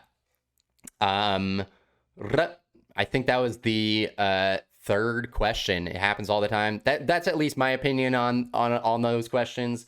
I don't know, Griff, do you have any other thoughts or opinions on them?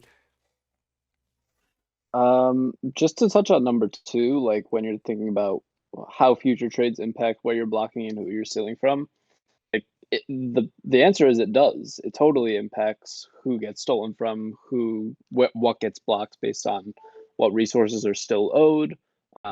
If you're a third party in a future deal, do I want to cut off that resource from even going into the game so that they can't execute that deal? I think it just adds a cool wrinkle to the game, and it's a cool way that we're pushing the meta and transforming this game to be more complex and more strategic than it ever was historically. I love that point. I absolutely agree 100% with what you said. I guess we're gonna probably call it there. I hope this class was informative. I think a lot of people know these things, like intuitively you're like, yes, of course, duh, this makes sense. But I think it is helpful to remind yourself, like actively. For me, for example, I love spectating other games just because I feel like I'm learning, I'm hearing how other people think, and I feel like my game grows by doing that as an exercise. I know I'd be remiss, or I guess Hakuna would be remiss, if I didn't plug the rest of this grow the game Catan classes series. We had initially a class about strategic diplomacy from Shin. We had Art of Trading here, and then we have a cool class called Detecting Cognitive Biases. I am not even entirely sure what that means, but Hakuna, I love watching his stuff. I highly recommend tuning in.